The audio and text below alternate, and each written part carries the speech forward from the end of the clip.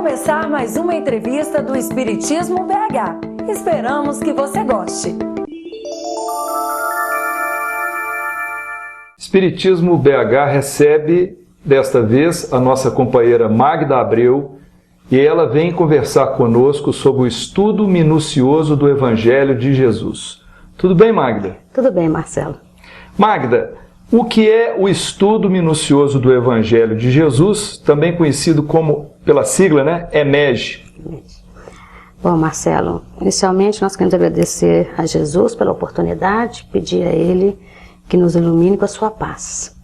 O estudo minucioso do Evangelho de Jesus é uma metodologia para que nós possamos estudar de forma detalhada a mensagem do Evangelho que foi trazido por Jesus há 2000 anos atrás.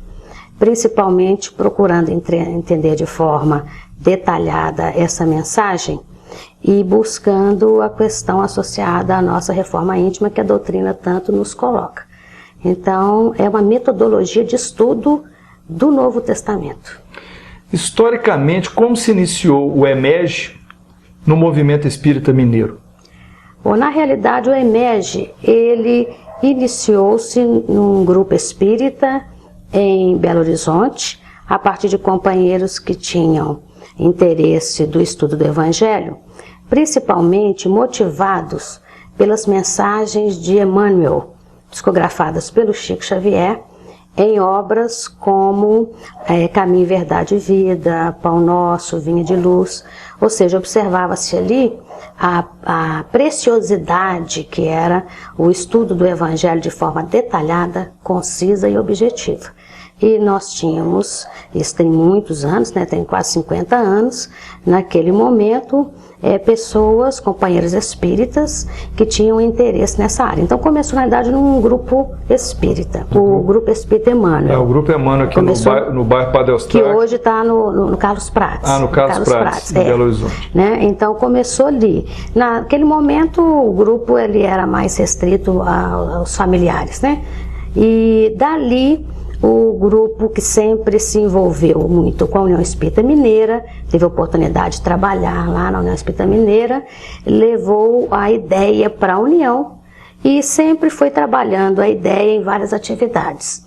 Recentemente, eu digo recentemente porque perde 50 anos, é recente, em 1997, nós fomos convidados pelo presidente da União Espírita Mineira naquela época para iniciar um grupo de estudos dentro da União, mas com vistas a trabalharmos como se fosse um dos departamentos do processo de unificação do movimento espírita.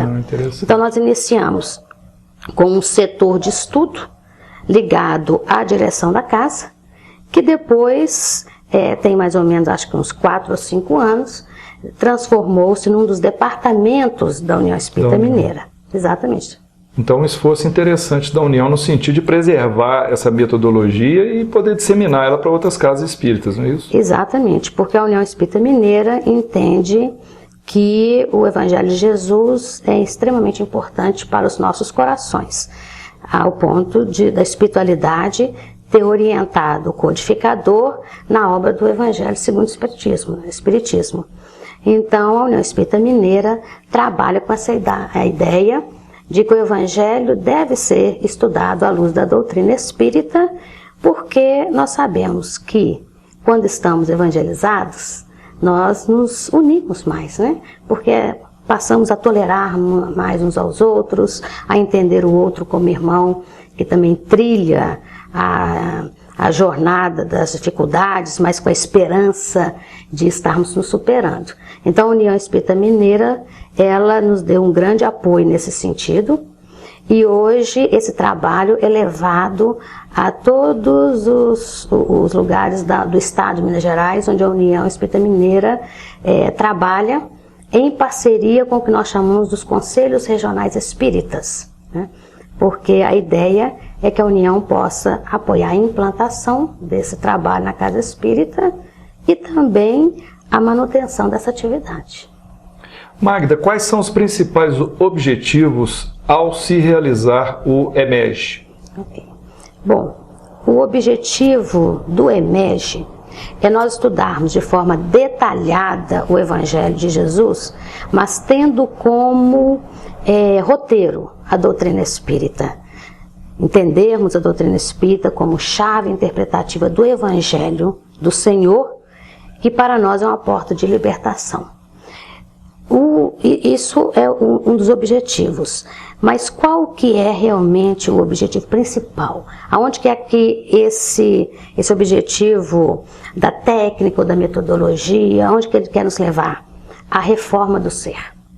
Porque nós entendemos que, conhecedores das verdades espirituais, precisamos agora trabalhar o que Jesus veio nos trazer, que foi a sensibilização do Espírito, para que possamos encararmos uns aos outros como irmãos, para que possamos entender verdadeiramente o que é a proposta dele do amar ao próximo como a si mesmo, né? E de nos engajarmos como trabalhadores da sua seara. Então, o objetivo principal é a reforma do ser. Ou seja, pelo que você nos explicou agora, é necessário fundir, né, o entendimento do Evangelho com o princípio da doutrina espírita, os princípios básicos da doutrina, não é isso? Sem dúvida.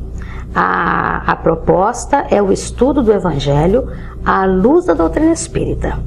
Porque se nós trabalhamos com esse princípio de trazermos a doutrina como chave interpretativa daqueles elementos do Evangelho que muitas vezes ficam um pouco na parte do simbolismo para nós, ou nas questões da época, né? Se nós trazemos a doutrina espírita para entendermos de fato o que Jesus queria dizer naquele momento, aí nós temos segurança. Porque o que nós não podemos é trabalhar com o Evangelho de Jesus, tanto quanto não podemos trabalhar com a doutrina espírita, dentro de uma forma de trabalho pessoal. Então, quando nós temos dúvidas, precisamos buscar Kardec.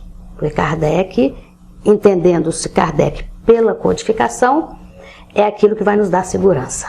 E facilita o entendimento e a interpretação do Evangelho também, né? Com certeza, porque a gente observa quando estuda o Evangelho, é que Jesus, naquele momento em que estava aqui, ele estava nos trazendo o que a doutrina nos traz. Toda a doutrina espírita está contida no Evangelho de Jesus. Se ela está contida dentro do Evangelho de Jesus, buscá-la, não é isso? É uma forma de abrir para nós aquele simbolismo que muitas vezes está ali, né? Aquela forma didática do Cristo de buscar as parábolas para nos auxiliar. Então, a doutrina espírita, ela é facilitadora nesse sentido, porque ela já traz para nós tudo aquilo que Jesus falava. Quando Jesus fala nascer de novo, a doutrina espírita traduz isso em termos de reencarnar. Não é isso? A questão da reencarnação. Então, ela sim, ela facilita.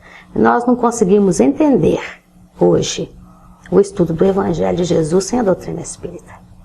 Magda, muitas pessoas têm receio de estudar os Evangelhos do Novo Testamento e de não conseguir compreendê-los ou interpretá-los. O estudo minucioso do Evangelho de Jesus, o EMEG, fornece subsídios para superar esse paradigma? Com certeza. A ideia, inclusive, é essa. Por quê? Porque as dificuldades que nós encontramos e que às vezes nos intimidam no estudo do Evangelho estão baseadas em algumas premissas que nós colocamos, alguns obstáculos que nós já colocamos de antemão. Então, costumamos dizer que às vezes não dá para entender o Evangelho de Jesus, porque afinal de contas são 2000 anos. Naquela época o contexto histórico era diferente, o contexto geográfico, não é isso? Tinha toda uma cultura. Às vezes acreditamos que não vamos ter condição de entender Jesus, porque como espíritos endividados que somos, nós não estamos ao alcance de trabalhar com a espontaneidade que o Mestre trabalhou, não é isso? Então, o EMEG, ele procura nos mostrar, com alguns passos, uma metodologia que nos auxilia a quebrar essa resistência, dentro do ritmo de cada um, com um roteiro, né, que tem algumas etapas que nós poderemos descrever essas etapas, para que a gente possa ter uma ideia de como que ele ajuda a quebrar essa resistência. A metodologia do EMEG pode ser aplicada em casa ou somente em uma instituição espírita? Olha, a metodologia do EMEG, ela pode ser aplicada em qualquer circunstância. Ela vai poder ser aplicada em casa, no nosso dia a dia, ela vai poder ser aplicada na evangelização infantil, quando nós nos preparamos para a evangelização. Ela pode ser aplicada nas palestras, né? na área expositiva, porque ela nos permite nos prepararmos para entendermos a mensagem de Jesus. Agora, evidentemente, que é importante que a gente entenda que a casa espírita é o local onde nós espíritas nos reunimos para trabalharmos em conjunto. Porque quando nós trabalhamos, e eu vou me referir particularmente à questão de trabalharmos em casa, por exemplo, nós nos isolamos um pouco, não é isso? E evidentemente que quando eu trabalho em casa, muitas coisas que às vezes eu tenho dúvidas, eu não percebo as dúvidas. Agora, quando eu vou na casa espírita, quando eu contribuo ali com a prece, com o passe, com a discussão em conjunto, eu não só fortaleço a casa espírita, mas eu fortaleço a mim mesmo, porque na discussão com o companheiro que está ali, é no ouvir o outro, é no prestar atenção, é no esforço de me expressar, é que eu saio de dentro de mim mesmo e, afinal de contas, testo o quanto que realmente eu estou afinizado com a doutrina espírita, o quanto eu estou trabalhando com o evangelho à luz da doutrina espírita e não simplesmente dentro de uma proposta daquilo que eu acho que deve ser. Então ele pode sim e deve ser, na sua prática da vivência do evangelho, ser colocada em qualquer situação onde eu esteja. Mas no que diz respeito ao estudo, para que eu possa entender a mensagem, destrinchar o versículo, é muito mais gostoso se nós estivermos em grupo, trabalhando dentro da casa espírita. Tem mais apoio, né? Tem a heterogeneidade de conhecimentos auxilia, né? Exatamente, essa troca de informações. Né? Exatamente. Uhum. E como é a metodologia do EMEG? Bom, a metodologia do EMEG, ela vai objetivar o estudo detalhado do versículo. Então, o que nós precisamos fazer, digamos assim? Imagina que eu quero estudar um versículo do Evangelho. Quando eu tiro um versículo do Evangelho, isso acontece também quando eu tiro qualquer frase de qualquer contexto e não situo essa frase no seu contexto, eu posso fazer interpretações inadequadas. Sem dúvida. Então, a metodologia tem, digamos assim, 3 passos principais, nós podemos colocar. O primeiro é contextualização. É preciso que, a partir do versículo, que nós localizemos qual é o contexto desse versículo. O que Jesus queria dizer naquele versículo? Qual que foi, digamos assim, o meio, a circunstância, por que Jesus usou aquela forma de falar, por que ele usou aquele exemplo, né? Por exemplo, ele diz lá, descia um homem de Jerusalém para Jericó. Por que usar Jerusalém? Por que usar Jericó? Então, a contextualização, ela engloba uma leitura literal do texto. Para que eu possa saber, mas esse versículo está se referindo a quê? Ela também contempla uma contextualização histórico-geográfica. Porque quando eu vou olhar lá Jericó e Jerusalém, eu vou ver que naquele momento histórico eram 2 cidades de uma certa importância. Jerusalém como centro religioso, Jericó como um centro mais comercial. Então, a contextualização é a primeira coisa para poder fazer o estudo. A segunda parte é observar a questão da doutrina espírita, né? É preciso que eu esteja em dia com os princípios doutrinários para que eu possa identificar, não de forma forçada, não preciso forçar isso, mas de forma natural, determinados elementos que estão dentro do versículo que apontam para a questão doutrinária. Por que Jesus diria desce um homem de Jerusalém para Jericó? À luz da doutrina espírita, nós sabemos que um homem é um espírito, como nós espíritos estamos reencarnados. Então, quando eu olho esse homem, eu começo a pensar que à luz da doutrina espírita, esse homem pode ser eu mesmo, não é isso? Como espírito reencarnado, pode ser um companheiro que vive comigo. Então, a doutrina espírita entra aí no momento em que, olhando o versículo, eu procuro me situar dentro da doutrina espírita, os princípios doutrinários, que vão me ajudar a entender o texto. E a terceira etapa é olhar o versículo do Evangelho como se Jesus estivesse falando comigo. Aí eu trago a mensagem do Evangelho de 2000 anos atrás e trago para hoje, para esse momento. Como é que eu faço isso? É quando eu tento me identificar ali dentro. Eu sou o homem que desce de Jerusalém para Jericó. Se Jerusalém é um centro religioso naquela época, o que Jesus quer nos dizer? Nós sabemos que temos aspirações íntimas, queremos estar cada vez melhores, e todos nós temos a expectativa da Jerusalém dos nossos ideais.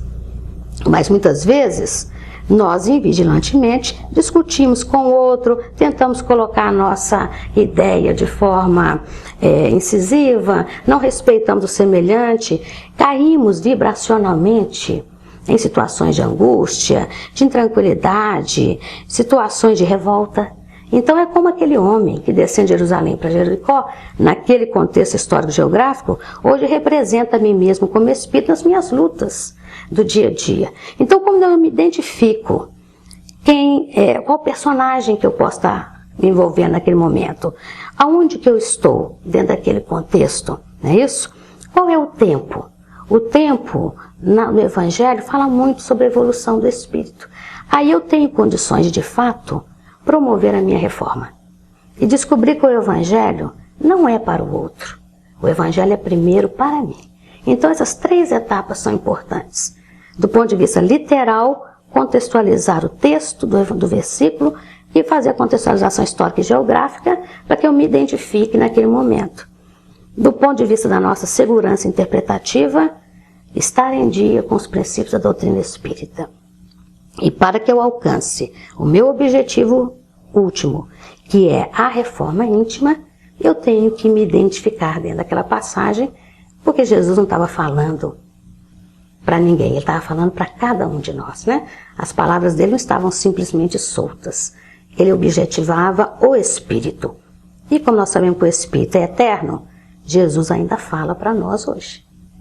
Magda, existem pontos de destaque que devem ser observados ao se realizar o estudo minucioso do Evangelho de Jesus? Bom, acho que nós podemos observar algumas questões, porque o objetivo, em termos do trabalho de divulgação dessa metodologia, é que a Casa Espírita possa reservar em seu rol de atividades um momento para o estudo do Evangelho, não é isso? Que é o EMEG. Um momento como se faz com qualquer outra reunião. Essa a gente fala é uma reunião que começa, mas não tem por que terminar, porque é uma atividade da Casa Espírita. Isso significa que nós vamos ter um grupo que vai se dispor a fazer o estudo. Nós vamos ter dentro desse grupo alguém que vai coordenar ou que vai orientar o estudo. O tempo, que é o tempo das reuniões que normalmente nós temos, de 1h30, a prece no início e no final. E para que a coisa funcione, é importante que nós tenhamos como responsável pela reunião alguém que tenha o conhecimento da doutrina espírita. Esse grupo, normalmente, ele é um grupo menor para permitir que as pessoas possam discutir os versículos de forma detalhada, que é o objetivo do estudo. Então, para que todos possam ter oportunidade de falar, normalmente recomenda-se um grupo pequeno, quando é possível, né? Porque nós estamos em mundo de provas e expiações, então as necessidades são muito grandes, a demanda às vezes é muito grande. Então o coordenador da reunião é o companheiro que tem afinidade com essa proposta e muita segurança doutrinária. Só um minutinho, mas um grupo pequeno seria no máximo quantas pessoas você sugeriria? Olha, nós começamos sugerindo idealmente em torno de 14 pessoas. No máximo 14? Em torno de 14, mas nós temos tido grupos maiores, que podem chegar até umas 20 pessoas, porque realmente a necessidade tem sido muito grande, né? Aí fica a critério da casa. Né? Mas você estava falando do coordenador, eu te Não, tudo bem, fica a critério da casa. O coordenador é aquele que tem a segurança doutrinária por seus méritos em razão do seu estudo da doutrina espírita. Ele também é o companheiro que sabe que esse não é um estudo em que nós vamos apenas matar a curiosidade. Né? Nós podemos exemplificar lá no versículo do Evangelho, em que, na multiplicação dos pães, Jesus é questionado pelos discípulos sobre como alimentar aquela multidão. Jesus pergunta aos discípulos: quantos pães tendes? E como eles tinham só 5 pães e 2 peixes, Jesus multiplica os pães. Então, se nós estivermos num grupo reunidos em torno disso, o nosso objetivo não é simplesmente entendermos a técnica. Evidentemente que nós sabemos pela doutrina espírita acerca da manipulação da parte dos fluidos, não é isso? Fenomênica, né? Kardec fala sobre isso na Gênesis, não é isso? E nós vamos naturalmente abordar essa questão. Por isso é que os livros da codificação são fundamentais. Fundamentais. Porque nós vamos buscar a base do entendimento, do ponto de vista espiritual, na doutrina. E numa mesma passagem você pode interpretar em vários ângulos a questão. Exatamente. Agora, qual que é a mensagem que me faz refletir em torno daquela questão? É simplesmente o fato de Jesus ter multiplicado pães? Para um espírito como Jesus, segundo Emmanuel, no livro Caminho da Luz, governador espiritual do planeta, isso é coisa simples para poder fazer. Não é isso? Nós conhecemos o próprio história do espiritismo, né? Momentos da materialização, etc. Isso não é difícil para o espírito. Mas o que nós queremos ali? E o coordenador vai estar atento a isso. É para lembrar o grupo que, na realidade, quando Jesus pergunta quantos pães tende, ele quer que nós reflitamos em torno de o que nós temos a oferecer ao próximo. O que podemos doar? O que nós podemos doar? Esse é o aspecto que interessa no estudo minucioso do Evangelho de Jesus. É nós observarmos nós mesmos o que eu posso doar para o Mestre. E aonde é que está essa multidão? Está na casa espírita, está no meu lar, está na sociedade, não é isso? Se eu tenho apenas 5 pães e 2 peixes, em termos do meu desejo de servir, do meu esforço, a espiritualidade, representando Cristo, multiplica as possibilidades. Então, nesse processo, o coordenador ele vai estar atento para levar o grupo a refletir em torno dessas questões. Para que a gente não caia na questão só histórica, na questão só geográfica, nas polêmicas que podem às vezes surgir por causa de detalhes que não vão nos levar a muita coisa. Então, dentro desse contexto, existem obras que também vão nos auxiliar. E nós destacaríamos aqui as obras de Emmanuel. Emmanuel tem 5 obras que trabalham dentro desse espírito, né? Tem o versículo do Evangelho e depois tem o comentário sobre o versículo. Emmanuel é muito didático e ele sempre leva os seus comentários para o ser. É isso? Vamos falar o nome dessas obras para as pessoas que estão assistindo quiserem conhecer, né? Começou com Caminho, Verdade e Vida. É isso? Pela ordem eu não sei, mas Pão Nosso, Vinha de Luz, Fonte Viva, Palavras de Vida Eterna. Para dizer só os 5 primeiros. Mas nós temos outros, né? Claro, sem dúvida. Então, a gente vai ver ali a técnica de Emmanuel. E é lógico que num contexto como esse, o coordenador é aquele que está atento para que o respeito exista o tempo todo entre os participantes. Para que nós possamos aprender a ouvir.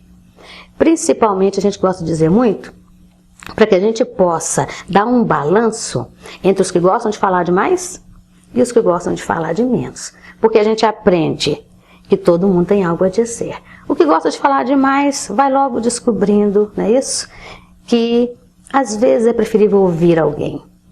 O que gosta de falar de menos descobre que ele também tem algo a oferecer. Então é preciso realmente a gente usar aquela postura serena de Jesus, que sobe ao monte, se eleva pedindo a Deus o amparo, mas se assenta, se adequando à multidão. Acima de tudo, o coordenador tem que ter o equilíbrio suficiente para estar dentro da doutrina espírita. Dúvidas, vamos a Kardec. Polêmicas, casa espírita não é lugar da gente ficar discutindo polêmica, não é isso? E também está sempre atento para que o estudo minucioso sirva ao nosso engrandecimento e não atender a questões meramente pessoais. É interessante que essa metodologia, ela faz com que a pessoa expanda os seus horizontes de possibilidades interpretativas. Exato. Porque muitas pessoas, num primeiro contato com os versículos do Evangelho, estão assim, como que bitoladas, né, meio perdidas. E esse exercício faz com que elas procurem outras alternativas, não é isso? Exatamente. Na realidade, faz com que nós comecemos a ouvir verdadeiramente o Cristo. Não é isso? Aquilo que ele tem para dizer. Porque Jesus, quando fala, ele fala para o Espírito. E cada um de nós está num nível evolutivo, né? Então, quando nós procuramos tirar a letra, não é isso? Tirar o espírito da letra, né? Como a gente fala, tirar o espírito da letra que está no Evangelho, aí nós começamos a ver quanta coisa que está no Evangelho que nesses 2000 anos nós ainda não tínhamos compreendido, né? Então, por isso é que ele dá essa oportunidade de vários momentos de interpretação. Porque à medida que eu vou me aprimorando, que eu vou melhorando, eu vou ver que se eu fazer um comentário sobre um versículo do Evangelho em 10 oportunidades, eu teria aprendido 10 coisas novas, né? Então ele me permite fazer isso. E ele nos permite fazer isso porque está ancorado na doutrina. Porque quando a doutrina me abre o entendimento de que como espírito, né, eu tenho muita coisa para aprender. Como espírito, em cada instante da minha existência, eu estou me sintonizando com propostas diferenciadas, né? Então as coisas se abrem. Então, poderíamos dizer o seguinte: há 3, 4, 10 encarnações atrás, eu estava preocupada a pegar o que Jesus falava e traduzir aquilo em meu interesse. Hoje não. Hoje eu já vejo ali o meu compromisso com Cristo de me aprimorar e atender o outro nas suas deficiências, como eu mesma as tenho, né? Por isso é que abre as possibilidades de entendimento. O Evangelho de Jesus, estudado minuciosamente à luz da doutrina espírita, dentro dessas possibilidades, ele transforma-nos completamente. Porque ele faz com que a gente descubra a alegria e a felicidade de estarmos vencendo a nós mesmos. Não é mais aquele momento de olhar para o Evangelho e dizer: nossa Senhora, a espiritualidade está me vendo, Jesus está me vendo, aquele momento punitivo que já nós tivemos no passado. Não, agora é alegria. Nós costumamos dizer o seguinte: quando a gente entra no estudo do Evangelho, quando a gente sai dali, nós temos que sair mais felizes do que como entramos. Sem dúvida. Magda, como a Casa Espírita pode se organizar para oferecer esta metodologia do EMERGE e onde ela pode procurar apoio para implementá-la? Ok, bom, a Casa Espírita, ela pode começar trabalhando, identificando dentro do seu grupo de trabalhadores aqueles que têm afinidade com o estudo do Evangelho. Um ponto de partida para essa busca, né, da identificação desses companheiros tem sido o estudo sistematizado da doutrina espírita. O ESD. O ESD, né? Ou em outras casas ele é feito de forma diferenciada, mas o estudo da doutrina espírita, logo a gente começa a perceber aqueles que têm o desejo de continuar o estudo, se aprofundando, que entendem na doutrina a porta de libertação para si mesmos, né? Então a casa começa a se organizar dessa forma. Naturalmente vai buscar um horário para que aquela reunião possa se estabelecer, né? Então deixa eu fazer só uma pergunta intermediária. O ESD, até já tivemos aqui uma entrevista com a turma do ESD da União, ele é um ambiente assim, sala de aula. Agora, o EMERGE também seria isso? Não, o EMERGE é uma reunião. mas não é a sala de estudo do Como ESD. no ESD. Porque o ESD, como o nome indica, é o estudo sistematizado da doutrina espírita. E então ele é um trabalho, é um curso que tem princípio, meio e fim. São 2 anos agora, 2 anos e pouco. Quando termina esse estudo, o grupo se desfaz. O EMED não. O EMED é uma atividade da casa. É uma reunião que se inicia e a gente costuma dizer, continua no plano espiritual quando ele desencarnar, se a gente tiver chance de chegar lá e se engajar num grupo, né? Então, é uma atividade da casa. Ele é diferente do ESD, por quê? Porque o ESD, como é um estudo sistematizado, ele tem uma sequência que busca ser lógica, né? Vai começar lá por Deus, por Jesus, Espírito, etc. Já o EMEG, não. O EMEG, ele é diferente. O grupo faz a opção, ou essa opção é feita pelo coordenador quando o grupo ainda não está muito maduro, pelo estudo do Evangelho. Não precisa ser um estudo sequenciado. Você pode escolher um versículo, contextualizá-lo e trabalhar aquele conteúdo porque é de interesse do grupo, ou pode escolher uma passagem. Podemos começar com a passagem. Uma parábola do bom samaritano, ou então exatamente o episódio da multiplicação dos pães. Ou um episódio de cura de Jesus. Um episódio de cura, não é isso? Então, escolhe-se uma passagem. Tá? Como o estudo é feito detalhado, não se pode ter pressa. Normalmente, você pode levar 2, às vezes 3 reuniões para poder estudar, às vezes, um versículo. Né? Isso é muito interessante porque quando nós temos a nossa pesquisa sobre algumas dessas questões, no livro Renúncia de Emmanuel, Alcione fala sobre isso. Quando ela está na casa do pai que não a reconhece, né, ainda como filha, ela diz, lá na Espanha, se referindo ao estudo que ela, a mãe e o Frei Damiano faziam, às vezes levávamos mais de uma semana para estudar o mesmo versículo, que é o princípio que o EMED está fazendo. Então, o EMED é uma coisa que você vai fazer sem se preocupar quando vai terminar aquele estudo. Óbvio que o coordenador, ele vai ter o cuidado de novo fazer aquele balanço para você não ficar espichando muito alguma coisa que já foi consolidada. Mas enquanto o grupo tiver necessidade de trabalhar os conteúdos daquele versículo, ele pode ir dando continuidade. Então, nesse caso, ele se diferencia bastante do ESD. Né? Porque é uma atividade, igual de ter reunião mediúnica, começa, não é isso? O EMEG é a mesma coisa, por isso ele não tem a característica de curso. Às vezes as pessoas falam assim, posso fazer parte do curso? Fala, não, pode fazer parte da reunião. Da reunião. Então a Casa Espírita, ela, na sua organização, ela pode realizar o EMEG no salão onde faz a reunião pública? Não, por causa do número de pessoas. Ela pode usar o ambiente, você fala, o espaço. O ambiente. O espaço. Se uma casa espírita não tem um ambiente, uma sala que ela possa ocupar, aquele grupo pode se reunir. Ela pode reservar para o EMEG. Exatamente. Ele pode se reunir aonde a casa espírita definir que a reunião vai ser feita. Agora, ele não é um estudo para ser feito como uma reunião pública. Mas o expositor da reunião pública se beneficia dele. Então você pode ter um companheiro que faz parte daquele grupo de estudo e se beneficiando dele tem condição de preparar o seu estudo, a sua exposição. E normalmente as pessoas que vão participar do EMEG, elas normalmente, né, na sua experiência, elas precisam se inscrever, é sempre a mesma turma que acompanha aqui dali, ou chega lá um novato e fala, quero começar a participar a partir de agora. Olha, na realidade é um grupo, né? O grupo começa e ali o grupo continua, igual você faz com uma reunião mediúnica, você não troca o pessoal toda hora. Mas é como nós dissemos, a necessidade é grande. Então, muitas vezes, chegam pessoas à casa espírita que você vê que o Evangelho a beneficiaria naquilo que ela está buscando. Né?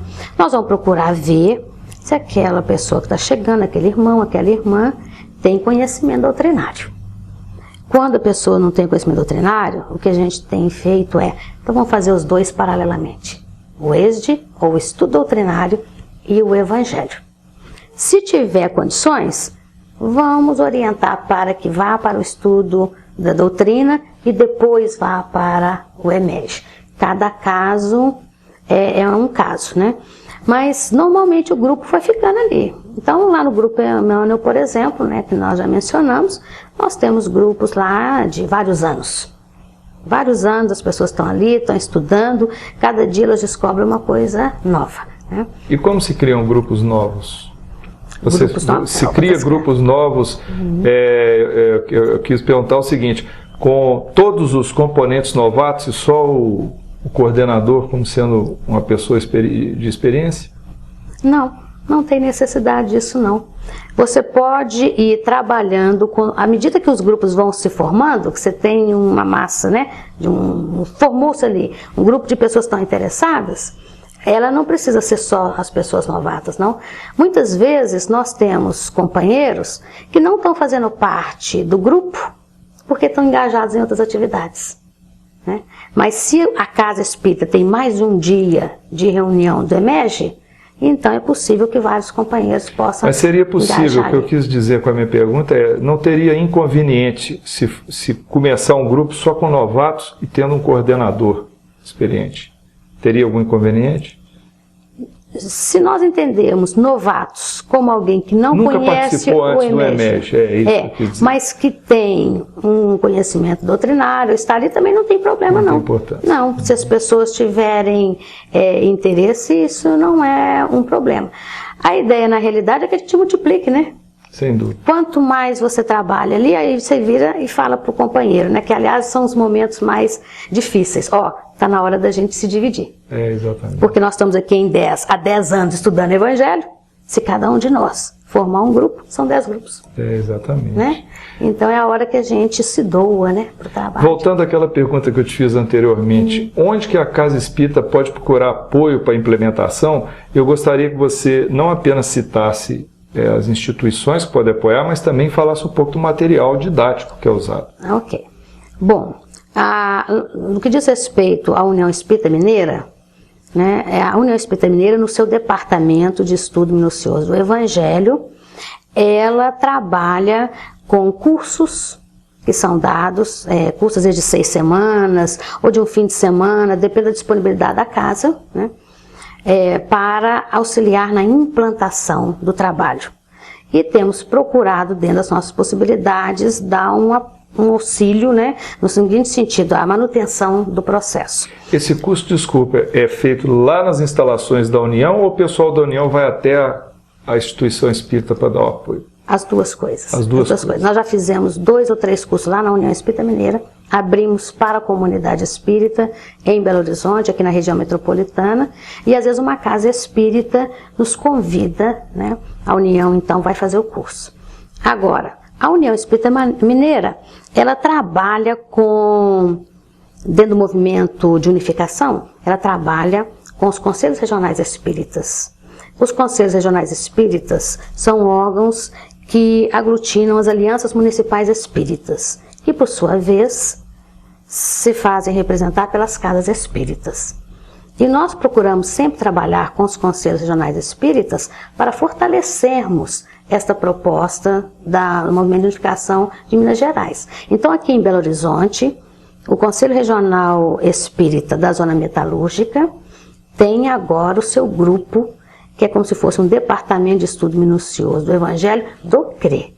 E nós temos trabalhado em conjunto com eles para que eles possam nos ajudar nessa parte da implementação. Aliás, a proposta é até diferente. É que eles façam e nós vamos apoiá-los. Né? Porque é a área de ação do CRE. Quem tiver interesse pode fazer contato com o CRE, pode fazer contato com a Aliança Municipal Espírita de Belo Horizonte ou com a União Espírita Mineira. Né?